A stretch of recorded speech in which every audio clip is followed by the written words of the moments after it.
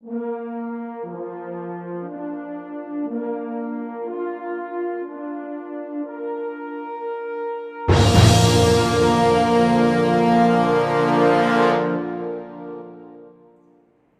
Patel maths ક્લાસીસની અંદર આપ સૌનું હાર્દિક સ્વાગત છે।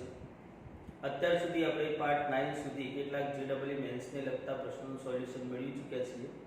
આજે જેડબલઈ મેન્સ પાર્ટ 10 ની અંદર સંબંધને લગતા કેટલાક જેડબલઈ મેન્સના પ્રશ્નોનું સોલ્યુશન મેળવીશું।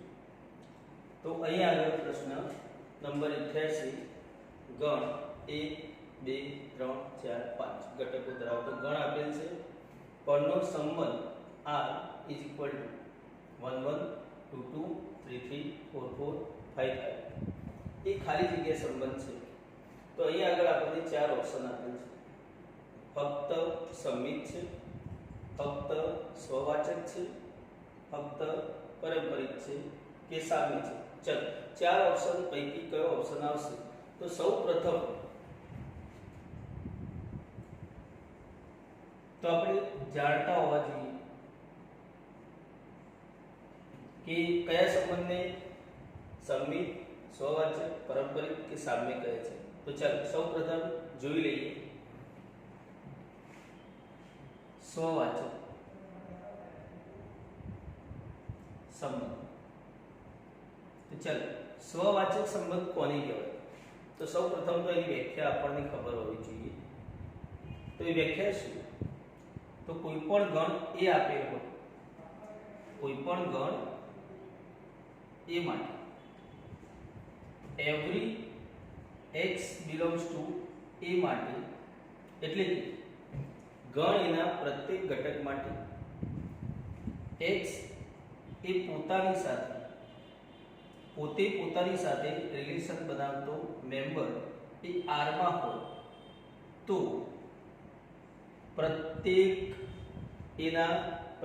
घटक माटे पोते पोतानी साथे संबंध धरावती बधी ज क्रमिक जोड़ जो संबंध गण r ની અંદર હોય તો અને તો જ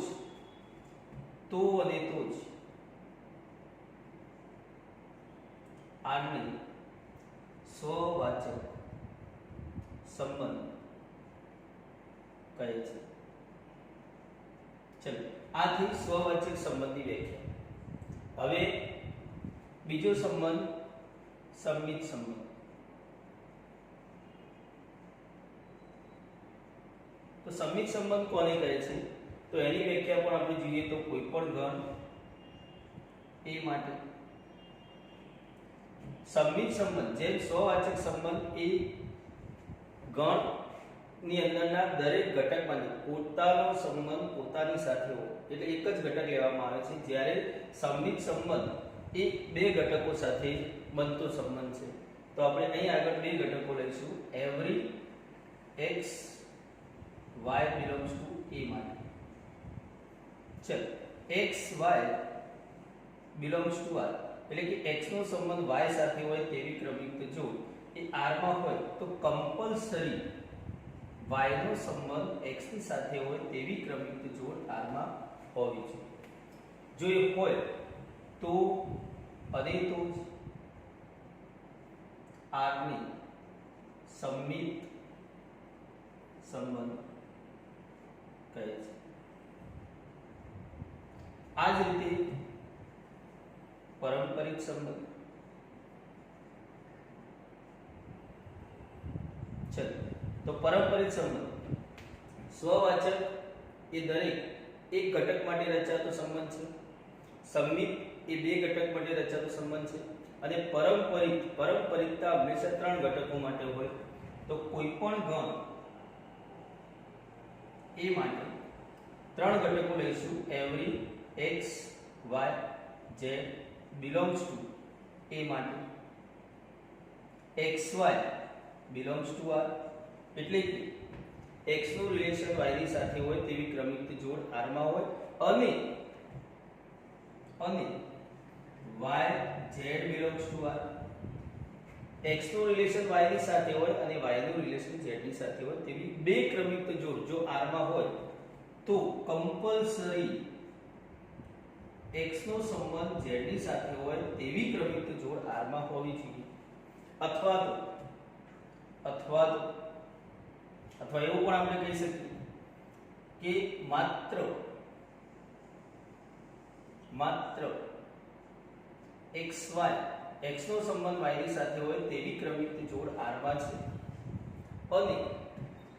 અને y નો સંબંધ z ની સાથે હોય તેવી કોઈ પણ ક્રમિક જોડ R માં નથી તો x નો સંબંધ z ની સાથે હોય તેવી ક્રમિક જોડની કોઈ જરૂર નથી તો પણ પારંપરિક સંબંધ છે અથવા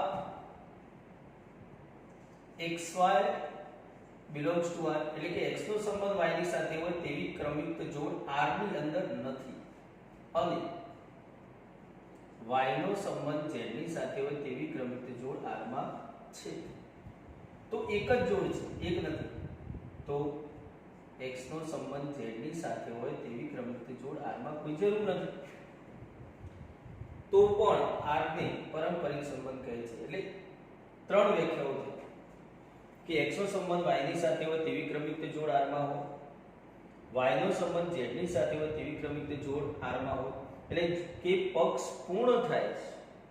પૂર્ણ થાય તો સાધ્ય કમ્પલસરી સત્ય હોવું જોઈએ એટલે કે x નો સંબંધ z ની સાથે હોય તેવી ક્રમિક જોડ હોવી જોઈએ પરંતુ જો પક્ષ પૂર્ણ નથી થતું એટલે કે x નો સંબંધ y ની સાથે છે પણ અહીંયા જો y નો સંબંધ z ની સાથે નથી એવી ક્રમિક જોડ R માં નથી મતલબ y નો સંબંધ z ની સાથે નથી એટલે આગળ સંબંધ જતો નથી તો x નો સંબંધ z ની સાથે હોવો જરૂરી નથી તેવી જ રીતે x નો સંબંધ y ની સાથે છે જ નહીં y નો સંબંધ z ની સાથે છે તો હવે x નો સંબંધ z ની સાથે હોવો જરૂરી નથી એટલે કે ત્રણ પૈકી કોઈ પણ વ્યાખ્યાનું સમાધાન થાય તો આ ને પારંપરિક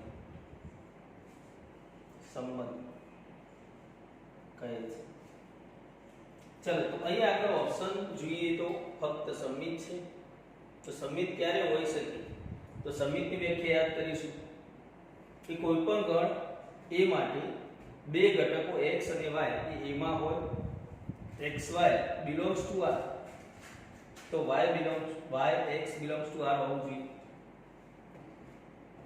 ફક્ત સ્વવાચક તો સ્વવાચકની વ્યાખ્યા પણ તેવી જ રીતે આપણે જોઈ ચૂક્યા ફક્ત પારંપરિક તો પારંપરિકની પણ વ્યાખ્યા જોઈ ચૂક્યા ચલો સામ્ય કોને કહેવાય તો સામ્ય માટે આપણે વિચારીએ સામ્ય સંબંધ તો સામ્ય સંબંધ કોને કહેવાય તો જે સંબંધ સ્વવાચક છે જે સંબંધ સમિત છે જે સંબંધ પારંપરિક છે એટલે કે જે સંબંધ સ્વવાચક સમિત અને પારંપરિક ત્રણેય છે તે સંબંધને સામ્ય સંબંધ કહે છે પહેલી વ્યાખ્યાથી જે સંબંધ સ્વવાચક સમિત અને પારંપરિક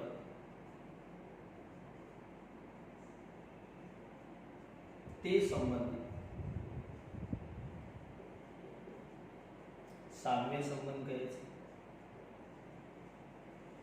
તો ચલો ચારે ઓપ્શન પ્રમાણે આપણે ચારે સંબંધો માટેની વ્યાખ્યા જોઈ ચૂક્યા તો હવે ચેક કરીએ કે ચલો અહીં આપેલ ગણ જેની અંદર ઘટકો આપેલ છે 1 2 3 4 5 પરનો સંબંધ આ ગણ પર વ્યાખ્યાયિત સંબંધ R આપેલ છે 1 1 2 2 3 3 4 4 5 5 એ ક્રમિક જોડનો ગણ સંબંધ ગણ R છે તો ચલો ચેક કરીએ તો ફક્ત સમિત છે તો પહેલા જોઈએ સમિત છે કે નહીં તો સમિત હોવા માટે શું હોવું જોઈએ તો x નો સંબંધ y ની સાથે હોય તો y નો સંબંધ x ની સાથે એટલે કે બંને ટ્રાન્સફર થતા હોવા જોઈએ और ट्रांसफर થવામાં 1 નો સંબંધ 1 ની સાથે છે તો આપણે રિવર્સમાં એવું કહી શકીએ કે 1 નો સંબંધ 1 ની સાથે છે કહી શકીએ ઓકે તો 1 1 માટે સમિત છે 2 2 માટે સમિત છે 3 3 માટે છે 4 4 માટે છે 5 5 માટે પણ વ્યાખ્યામાં આ વસ્તુ ઉપર ફોકસ ખાસ કરીશું કે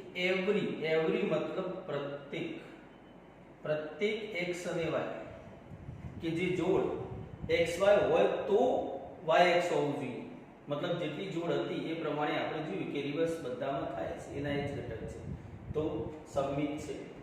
ચલો સ્વવાચક છે તો સ્વવાચકની વ્યાખ્યા શું કહે છે કે પ્રત્યેક x belongs to a માટે આપેલ ગણ કયો છે 1 2 3 4 5 ઘટકો ધરાવતો ગણ છે. તો મતલબ પ્રત્યેક એટલે કે પાંચે પાંચ ઘટકો માટે કઈ જોડ બનવી જોઈએ તો પોતાનો સંબંધ પોતાની સાથે રચાય તેવી પ્રત્યેક જોડ R માં હોવી જોઈએ. ચલો ચેક કરીએ તો 1 માટે 1 1 જોવા મળે, 2 માટે 2 2, 3 માટે 3 3, 4 માટે 4 4, 5 માટે 5 5. ઓકે, તો અહીં આગળ પાંચ ઘટકો આપણને આપેલા છે અને પાંચે ઘટકોનો સંબંધ પોતાની સાથે હોય તેવી બધી જ ક્રમિક જોડ એ R માં જોવા મળે છે. એનો મતલબ સ્વવાચક છે. તો સંમિત બી છે, સ્વવાચક બી છે. ચલો પરંપરિત છે તો પરંપરિત માટે પરંપરિતની વ્યાખ્યા આપણે જોઈ કે ત્રણ વ્યાખ્યાઓ છે. x નો સંબંધ y ની સાથે હોય, y નો સંબંધ z ની સાથે, કમ્પલસરી x નો સંબંધ z ની સાથે હોવો જોઈએ. એ સિવાય જોઈએ તો જેમ કે અહીંયા બંનેનો સંબંધ x નો સંબંધ y ની સાથે, y નો સંબંધ z ની સાથે, તો x નો સંબંધ z ની સાથે હોવો જોઈએ. એટલે કે પક્ષ પૂર્ણ થાય તો સાધ્યની જરૂરિયાત હોય છે.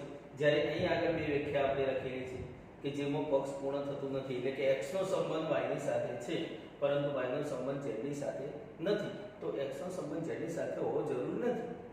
ચલો એ જ રીતે અહીંયા x નો સંબંધ y ની સાથે નથી, y નો સંબંધ z ની સાથે છે, તો x નો સંબંધ z ની સાથે હોવો જરૂરી નથી. તો R ને પરંપરિત સંબંધ કહે છે. તો ત્રણ વ્યાખ્યાઓ હતી, તો ત્રણ વ્યાખ્યા પ્રમાણે આપણે ચેક કરી દો. 1 નો સંબંધ 1 ની સાથે છે, એ 1 નો સંબંધ આગળ કોઈની સાથે નથી, મતલબ પક્ષ પૂર્ણ થતું નથી, તો 1 1 માટે પરંપરિત છે. સેમ ટુ સેમ 2 2 માટે છે, 3 3 માટે છે, 4 4 માટે છે, 5 5 માટે છે. અધૂરી વ્યાખ્યા છે. આ વ્યાખ્યા પ્રમાણે દરેકે દરેક ઘટક એ પરંપરિત સંબંધ ધરાવે છે, મતલબ પરંપરિત પણ છે. તો ફક્ત સંમિત નથી, ફક્ત સ્વવાચક નથી, ફક્ત પરંપરિત નથી, ત્રણે ત્રણ છે. સંમિત છે, સ્વવાચક છે, પરંપરિત છે. તો આગળ આપણે વ્યાખ્યા જોઈએ તો સામ્ય સંબંધની વ્યાખ્યા શું આપી કે જે સંબંધ સ્વવાચક, સંમિત અને પરંપરિત છે તો તે સંબંધને સામ્ય સંબંધ કહે છે. તો અહીં આગળ ત્રણેય સંબંધો છે. R માટે ત્રણેય સંબંધોની વ્યાખ્યાનું સમાધાન થાય છે. એનો મતલબ કે આ પ્રશ્નનો જવાબ અહીં આપે સંબંધ એ સામ્ય સંબંધ છે. ઓકે,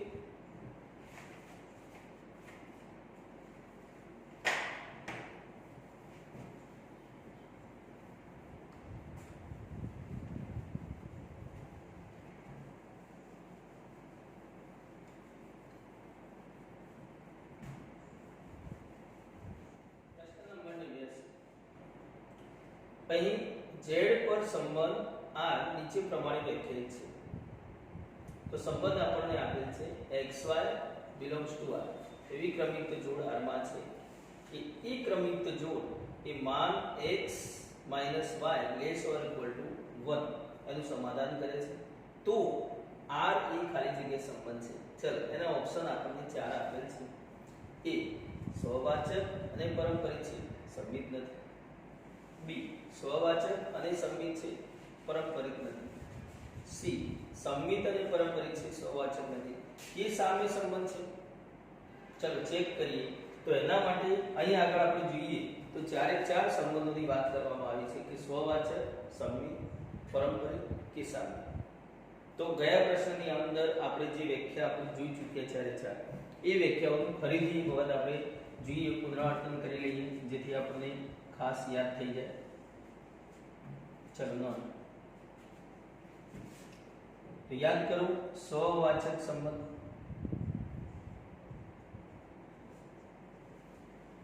ચલો દરેક પ્રશ્નની અંદર આપણે આનું પુનરાવર્તન નહીં કરીએ, બે પ્રશ્નની અંદર આપણે પુનરાવર્તન કરીએ છીએ જેથી તમને ખાસ એ વ્યાખ્યાઓ મગજમાં બેસી જાય. કારણ કે આ સંબંધ એ વ્યાખ્યા પર જ આધારિત છે. જેટલી તમને વ્યાખ્યા ક્લિયર રહેશે, યાદ રહેશે, એ જ પ્રમાણે તમે બધા સંબંધો જોઈ શકશો. ચલો તો સ્વવાચક સંબંધ, સ્વવાચક સંબંધ માટે કોઈ પણ ગણ એ માટે every x belongs to a માટે xx belongs to R, તો અને તો જ આ સ્વવાચક સંબંધ છે. ચલો, તો સ્વવાચક સંબંધની વ્યાખ્યા હવે તમને દરેકને યાદ થઈ ગઈ હશે કે કોઈ પણ ગણ આપેલ હોય, એ ગણ પર વ્યાખ્યાયિત સંબંધ હોય તો એ ગણના પ્રત્યેક ઘટક માટે પોતે પોતાની સાથે સંબંધ ધરાવે તેવી દરેક ક્રમયુક્ત જોડ જો R માં જોવા મળે છે, એનો મતલબ કે આ એ સ્વવાચક સંબંધ છે. ચલો, બીજો સંબંધ સંમિત.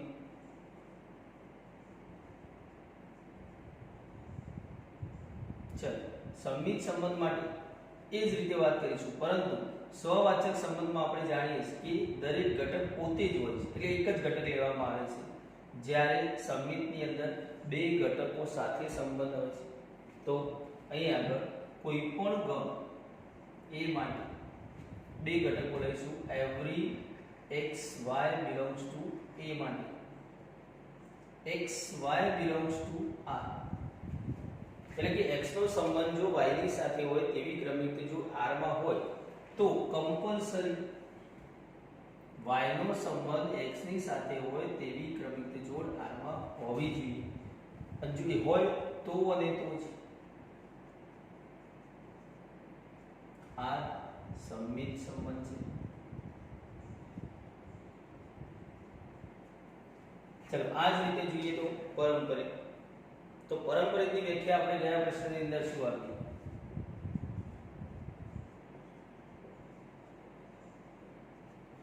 ચલો, આપણે વાત કરી ગયા કે સ્વવાચકની અંદર કોઈ પણ ઘટક પોતે પોતાની સાથે સંબંધ ધરાવે છે.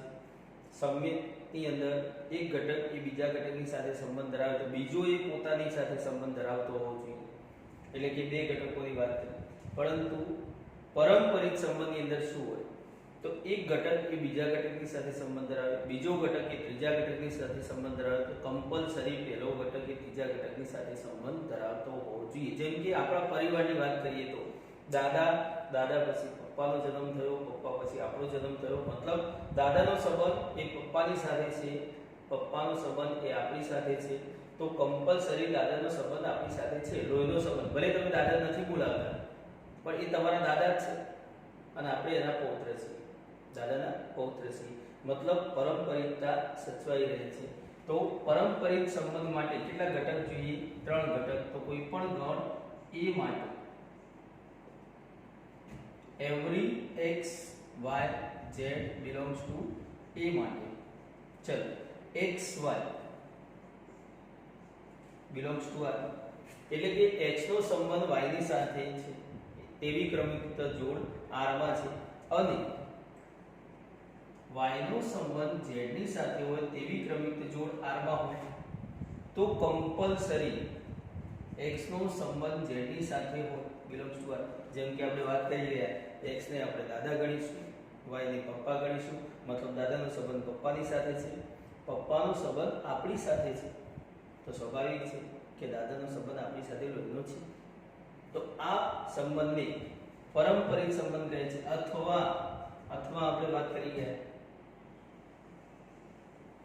કે every x y z belongs to a માટે બીજી વ્યાખ્યા કે દાદાનો સંબંધ મતલબ x નો સંબંધ y ની સાથે belongs to r, દાદાનો સંબંધ પપ્પાની સાથે છે.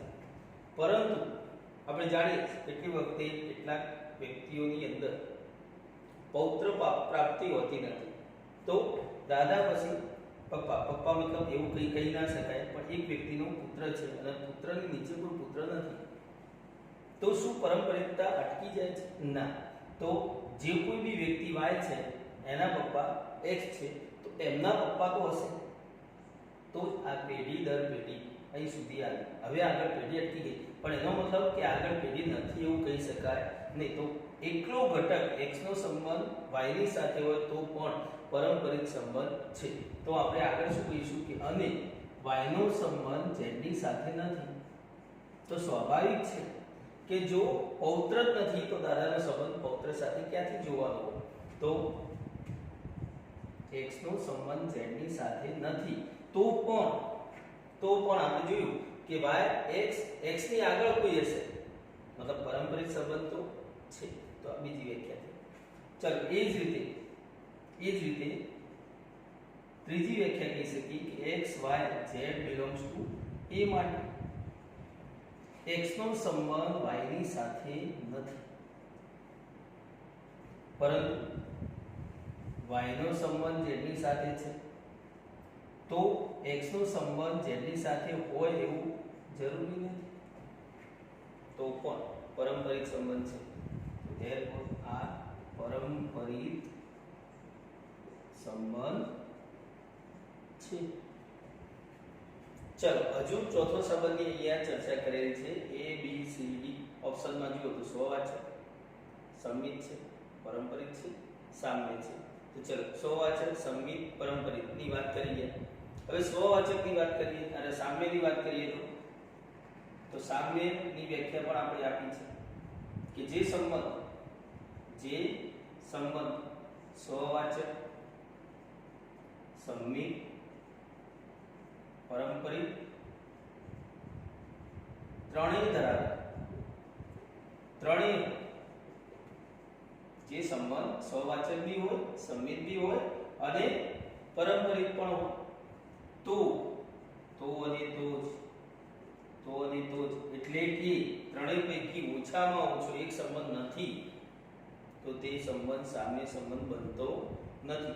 તો અહીં આગળ સ્વવાચક હોય, સંમિત હોય, પારંપરિક હોય, ત્રણેય સંબંધ ધરાવતો હોય તો તે સંબંધને તે સંબંધને સામ્ય સંબંધ કહે છે.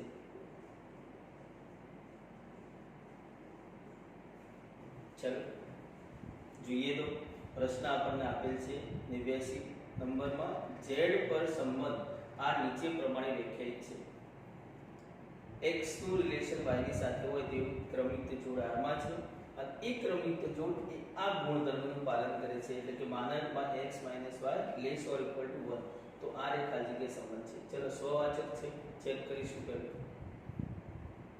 તો સ્વવાચક માટે આપણે વ્યાખ્યામાં કહ્યું કે પ્રત્યેક એનો પ્રત્યેક ઘટક, તો એનો પ્રત્યેક ઘટક તો અહીંયા આગળ આપણે ચેક કરીએ કે એ તરીકે કોણ આપેલ છે, તો z ના બધા જ ઘટક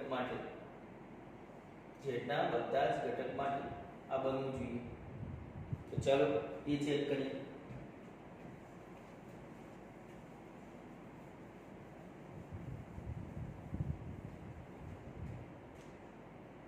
ચલો તો એ ધ્યાન આપજો. every x belongs to z માટે ધારો કે x belongs to r. મતલબ અહીં આપણે જે ક્રમિક જોડ xy belongs to r આપેલ છે એ આ ગુણધર્મનું પાલન કરતી જોડ, તો આપણે x belongs to r લીધું તો શું પાલન કરે છે કે કેમ? જો પાલન કરે છે તો એ સ્વવાચક છે, નથી કરતી તો સ્વવાચક નથી. ચાલો ચેક કરીએ. તો માનાંકની અંદર x - x ની જગ્યાએ અને y ની જગ્યાએ x, તો થશે શું? 0. અને શું 0 એ 1 કરતા નાના છે? હા છે, મતલબ સત્ય છે. અને સત્ય છે તો આવી પ્રત્યેક ક્રમિક જોડ R માં છે જે બધા જ ઘટકો z ના છે, અને માટે R એ સ્વવાચક સંબંધ છે. ચલો એના પછી જોઈએ તો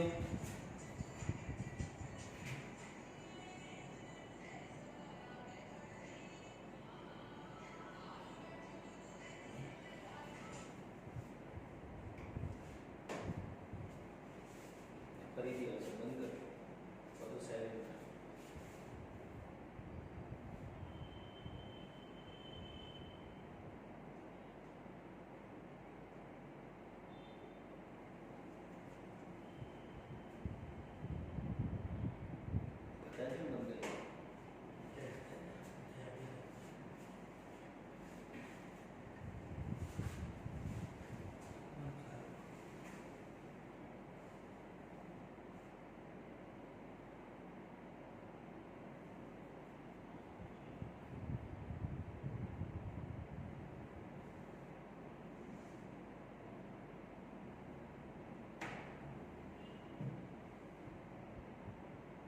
ચલો સમિત છે, તો સમિત માટે ચેક કરીએ તો સમિતની વ્યાખ્યા શું કહે છે કે કોઈ પણ એના બે ઘટકો હોય કે જેમના માટે x નો સંબંધ y ની સાથે હોય તો y નો સંબંધ x ની સાથે કમ્પલસરી હોવો જોઈએ. તો અહીં આગળ આપણે એની જગ્યાએ કયો ગણ આપેલ છે z. તો z ના કોઈ પણ બે ઘટક માટે જો x અને y લઈએ તો x અને y belongs to r मतलब x - y less or equal to 1 ये तो सत्य છે પક્ષ છે. તો ચાલો every x y belongs to z માટે પક્ષ અહીંયા જો પક્ષ આ પોતે પક્ષ છે. આપણે તર્કની અંદર શીખી ગયા છે, તર્કની અંદર શું શીખી ગયા યાદ કરી લો. ચલો તર્કની અંદર શું શીખી ગયા છે તો p implies q. તો આપણે એવું શીખી ગયા t f તો f. જો f નથી मतलब असत्य હોય તો એ અસત્ય થશે, પરંતુ જો આ સત્ય હોય मतलब t તો t થશે. मतलब f સિવાય કોઈ પણ ઓપ્શન હશે તો શું થશે t થશે. ચલ તો અહીં આગળ આપણે શું ચેક કરીએ તો every xy belongs to z માટે પક્ષ છે xy belongs to r. તો એનો મતલબ શું કે x - y less or equal to 1 છે. પક્ષ શું હોય હંમેશા સત્ય હોય. પક્ષ હંમેશા કેવું હોય સત્ય હોય. હવે સાધ્ય ચેક કરવાની વાત આવે કે સાધ્ય જો અસત્ય થાય તો આખું અસત્ય થશે, અને જો સાધ્ય અસત્ય સિવાય કોઈ પણ ઓપ્શન થાય તો સત્ય થશે. તો ચાલો એ ચેક કરીએ કે x - y પ્રત્યેક z ની પ્રત્યેક કિંમત માટે આપણે એવી જોડ લીધેલી છે કે જેમનો તફાવત એ 1 કરતા નાનો છે. હવે જો હું બંનેને ટ્રાન્સફર કરું, x ની જગ્યાએ y લઉં અને y ની જગ્યાએ x લઉં અને તફાવત જોઉં તો શું 1 થી નાનો મળશે કે કેમ? દાખલા તરીકે કોઈ એક્ઝામ્પલ લઈએ કે 2 અને 1 નો તફાવત જોઈએ તો કેટલો આવશે 1. 2 અને 1 નો તફાવત કેટલો આવશે 1. હવે બંનેને ટ્રાન્સફર કરું તો 1 નો અને 2 નો તફાવત શું આવશે 1, કારણ કે માનાંક છે 1 જ આવવાનો છે. એ જ રીતે 1 થી નાનો વિચારીએ તો 2 - 2 તો 0 આવશે. બંનેનું સ્થાન બદલીએ તો 2 - 2 તો પણ 0 આવશે. એનો મતલબ કે સત્ય છે. તો પક્ષ t તો t मतलब सत्य છે, मतलब r સમિત સંબંધ છે. આ રે સમિત સંબંધ છે. ચલો ચેક કરવાની વાત આવી પારંપરિક. તો આટલા સંબંધથી આપણે ઓપ્શન એક વખત ચેક કરી લઈશું કે સ્વવાચક અને પારંપરિક છે. તો હજુ પારંપરિક ચેક કરવાની વાત આવે છે. ચલો b માં સ્વવાચક અને સમિત છે. આ બંને છે એનો મતલબ બી ઓપ્શન આવી શકે. હજુ પારંપરિક આપણે ચેક કરેલ નથી.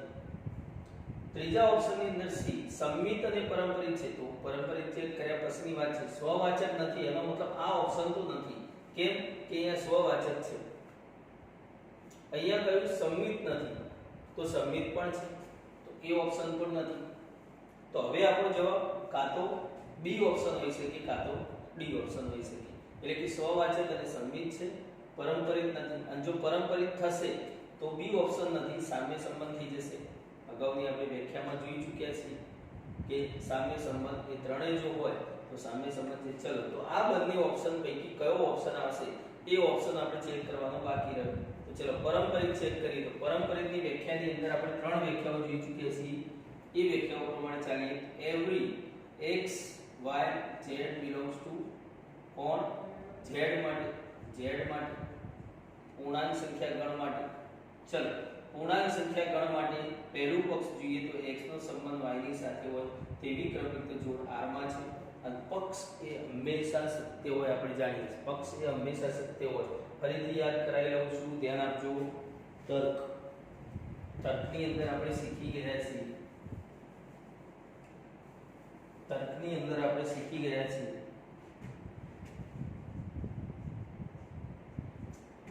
ચલો તર્કની અંદર આપણને p અને q ઇમ્પ્લાઇઝ r આ પ્રમાણે આપેલ છે. તો આનો મતલબ આપણે સંયોજન કરીએ છીએ p સંયોજન q ઇમ્પ્લાઇઝ r. ચલો સંયોજન હોય તો આપણે સંયોજનનો નિયમ જાણીએ છીએ કે બંને t હોય તો આખું t થશે, મતલબ પક્ષ એ સત્ય છે, પક્ષ એ હંમેશા સત્ય છે. હવે વાત રહી સાધ્યની કે સાધ્ય જો f થાય તો એ f થશે, પરંતુ સાધ્ય f સિવાય કોઈ પણ ઓપ્શન થાય મતલબ t થાય તો tt, તો શું થશે? t થશે. તો ચેક કરવાની વાત રહી કે સાધ્ય f હશે કે t હશે, પરંતુ પક્ષ તો હંમેશા શું હોય? સત્ય. તો ચલો પહેલો પક્ષ આપણે p મતલબ xy belongs to r તો સત્ય છે. સત્ય છે મતલબ માન x y less or equal to 1 આ સાચું છે, મતલબ બંનેનો તફાવત x અને y નો તફાવત 1 થી નાનો છે એવી ક્રમિક જોડા છે r માં, તથા yz belongs to r implies y માન y minus z less or equal to 1, એટલે કે આ પણ પક્ષ છે q એ પણ સત્ય છે, અને સત્ય છે તો એવી ક્રમિક જોડ છે કે જેનો તફાવત 1 થી નાનો, 1 અથવા 1 થી નાનો છે બંનેમાં. ચલો હવે વાત રહી આમાંથી આપણે y નો લોપ કરવાની વાત છે, તો માનાંકની અંદર જ આપણે શું કરીએ? સરવાળો કરીએ તો y કેન્સલ થશે, એટલે કે માન x y y z less or equal to 1 1 થશે, બંને બાજુ સરવાળો થશે. ચલો y કેન્સલ થયા, શું બાકી રહે? માનાંકની અંદર x z, એટલે x અને z નો તફાવત શું થશે? 1 1 એટલે 2, જે આપણા સંબંધથી વિરુદ્ધ છે. કે સંબંધ શું આપ્યો છે કે એવી ક્રમિક જોડ r માં છે કે જે ક્રમિક જોડો એ x અને y એમના વચ્ચેનો તફાવત એ 1 અથવા 1 થી નાનો છે. જ્યારે અહીં આપણે x અને z નો તફાવત જોઈએ તો શું મળ્યો? 2 અથવા 2 થી નાનો. તો 2 તો એ શક્ય નથી, મતલબ સત્ય નથી, અને સત્ય નથી એનો મતલબ f છે. સત્ય નથી એનો મતલબ f છે. જો અહીંયા t હોય અને f હોય તો એનો જવાબ શું હોય? f, મતલબ અસત્ય છે, અને અસત્ય હોય તો r પારંપરિક સંબંધ નથી. ચલો હવે ઓપ્શન બાકી રહ્યા છે b અને d. તો સ્વવાચક છે, સંમિત છે, પારંપરિક નથી. જો ત્રણે થાય તો સામ્ય થાય, મતલબ સામ્ય નથી તો આપણો ઓપ્શન શું થશે? b. આપેલ પ્રશ્નનો જવાબ શું થશે? Option b.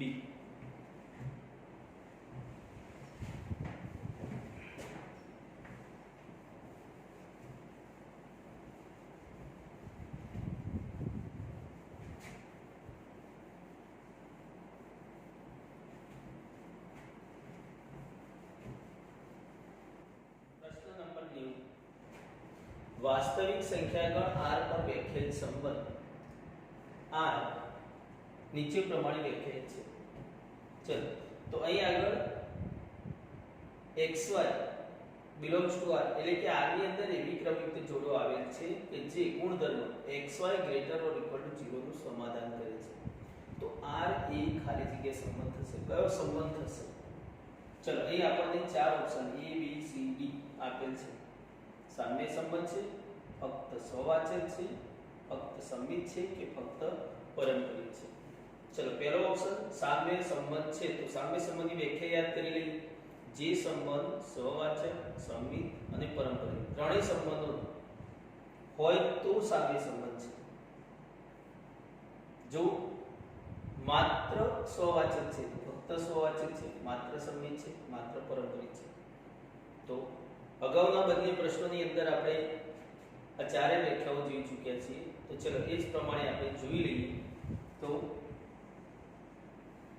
સ્વવાચક છે કે નહીં પહેલું તો એ ચેક કરીએ. તો સ્વવાચક છે કે નહીં ચેક કરવા માટે અહીં આગળ આપણને ગણ આપેલ છે, વાસ્તવિક સંખ્યા ગણ r. તો ચલો ધારી લઈએ, ધારો કે every x belongs to r માટે x belongs to r, મતલબ એવી બધી જ ક્રમિક જોડો r માં છે કે જે પોતે પોતાની સાથે સંબંધ ધરાવે છે. ચાલો ચેક કરીએ કે આ ગુણધર્મનું પાલન કરે છે કે કેમ. તો ચાલો જુઓ તો x r માંથી લઈએ તો 0 હોઈ શકે, x 0 હોય તો બીજી પણ સંખ્યા પોતે પોતાની સાથે સંબંધ ધરાવે છે, મતલબ 0 સાથે 0 જ હોય તો 0 0 નો ગુણાકાર 0 થાય, મતલબ ઇક્વલ ટુ છે તો સંબંધ શક્ય છે. પ્લસ સંખ્યા લઈએ તો પ્લસ સંખ્યાનો ગુણાકાર પ્લસ સંખ્યા એના પોતાની સાથે લો તો પ્લસ જ આવશે, મતલબ 0 કરતા મોટી આવશે. કોઈ પણ ઋણ સંખ્યા લઈ લો તો ઋણ સંખ્યા પોતે હોય તો પોતાની સાથે ગુણાકાર કરો તો ઋણ ઋણનો ગુણાકાર શું થશે? ધન થશે, મતલબ એ પણ સત્ય છે. તો આપણે કહી શકીએ કે ઇમ્પ્લાઇઝ xy ગ્રેટર ઓર ઇક્વલ ટુ 0, જે સત્ય છે. આ સ્વાભાવિક છે. t તો t પ્રેરણની અંદર આપણે શીખી ગયા છે કે t f તો f થાય, પરંતુ અહીંયા શું થયું? પક્ષ તો હંમેશા સત્ય હોય એટલે t હોય અને આ સત્ય થયું એટલે કે t થયું. તો t f તો f, t f નથી તો શું થશે? t, મતલબ સત્ય છે. therefore r એ સ્વવાચક સંબંધ છે. ચલો સ્વવાચક સંબંધ તો છે. બીજો સંબંધ ચેક કરીએ, સંમિત. તો સંમિત માટે એક ઘટકની જગ્યાએ કેટલા ઘટકો જોઈએ? 2. Every xy belongs to r માટે xy belongs to r, મતલબ એવી ક્રમિક જોડો r માં છે, એવી ક્રમિક જોડો r માં છે કે જે આ સંબંધનું સમાધાન કરે છે, મતલબ આ ગુણધર્મનું પાલન કરે છે. એટલે કે xy ગ્રેટર ઓર ઇક્વલ ટુ 0 પક્ષ છે. આપણે જાણીએ સંમિતમાં પક્ષ છે અને પક્ષ હંમેશા સત્ય હોય તો એ ગુણધર્મનું પાલન કરે. મતલબ અહીં x અને y એ એવી સંખ્યા લેવામાં આવેલ છે કે જેમનો ગુણાકાર એ કાં તો 0 થતો હોય કાં તો 0 કરતા મોટી સંખ્યા એટલે કે ધન સંખ્યા થતી હોય. તો હવે એ બંનેને હું ક્રમ બદલું તો y ને x ની જગ્યાએ લઉં અને x ને y ની જગ્યાએ લઉં તો શું બંનેના ગુણાકારમાં ફરક પડશે? શું ગુણાકાર અહીંયા ગુણાકાર 0 અથવા 0 થી મોટા હતા તો શું બંનેનો ક્રમ બદલવાથી પરિણામમાં બદલાવ આવશે? ના. તો પરિણામમાં બદલાવ નહીં આવે એનો મતલબ કે એવી પણ ક્રમિક જોડ છે કે જે y x સાથે સંબંધ ધરાવે છે. મતલબ જો x y belongs to r હોય અને y belongs to x એ પણ r માં હોય તો આ એ સંમિત સંબંધ છે. ચલો સ્વવાચક છે, સંમિત છે, તો આપણા ઓપ્શન ની અંદર જોઈએ તો સામને એ પછીની વાત આવે છે ફક્ત સ્વવાચક, તો ખોટી વાત છે કારણ કે સ્વવાચક ની સાથે સંમિત થઈ ગયું. ફક્ત સંમિત તો ખોટી વાત કારણ કે સ્વવાચક થઈ ગયું. હવે વાત રહી પરંપરિતની. જો પરંપરિત છે તો સામ્ય થશે, પરંપરિત છે તો સામ્ય થશે. હવે જો તમે સમજી શકતા હોય તો ફક્ત સ્વવાચક હોય તો બાકીના બે ન હોઈ શકે, ફક્ત સંમિત હોય તો બાકીના બે ના હોઈ શકે. તો બે તો આપણે ચેક કરી લીધા. હવે પરંપરિત હોય તો ફક્ત પરંપરિત આવવાનું નથી. એટલે જો કે ચેક ન કરીએ તો પણ આ પ્રશ્નનો ઓપ્શન આપણને મળી ચૂકેલ છે, સામ્ય સંબંધ છે. ઓકે, છતાં આપણે ચેક કરીએ કે પરંપરિત છે કે નહીં. મતલબ અહીંયાથી આપણને સમજણ પડી ગઈ છે કે પરંપરિત છે, પણ છતાં આપણે ચેક કરીએ. ચલો every xy belongs to r માટે ચલો પહેલું પક્ષ xy belongs to r તો xy greater or equal to 0, મતલબ પક્ષ હંમેશા સાચું હોય તો ગુણધર્મનું પાલન થાય છે. તથા yz belongs to r તો yz greater or equal to 0 થશે. આ કે થશે. હવે તો સમજી લો કે x એ આપણે ઋણ સંખ્યા લીધી તો y ઋણ હશે. જો y ઋણ લીધી છે તો z ઋણ હશે. તો બંને ઋણ સંખ્યાઓનો ગુણાકાર ધન થશે. x ધન લીધી છે તો y ધન લીધી છે તો ધન થશે. મતલબ y ધન લીધી છે તો z ધન લેવી છે. જો x 0 લીધી તો y કોઈ પણ કોઈ પણ હોય આ વસ્તુ ધ્યાન રાખવાની વાત છે કે 0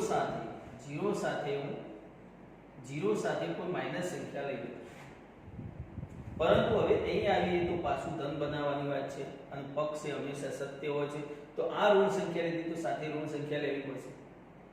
ઋણ સંખ્યાનો કે ધન સંખ્યાનો ગુણાકાર 0 સાથે લેવામાં આવે તો 0 થાય, મતલબ ઇક્વલ ટુ 0 છે. એનો મતલબ એ થયો કે અહીંયા x z નો ગુણાકાર ગ્રેટર ઓર ઇક્વલ ટુ 0 છે, એ પણ સત્ય છે. અને એ સત્ય છે તો xz belongs to r, મતલબ x નો સંબંધ z ની સાથે હોય તેવી ક્રમિક જોડ r માં છે. therefore r પારંપરિક સંબંધ છે. જો r એ સ્વવાચક હોય, સંમિત હોય અને પારંપરિક હોય તો સ્વાભાવિક છે કે તે સંબંધ સામ્ય સંબંધ છે. તો આ પ્રશ્નનો આન્સર આવશે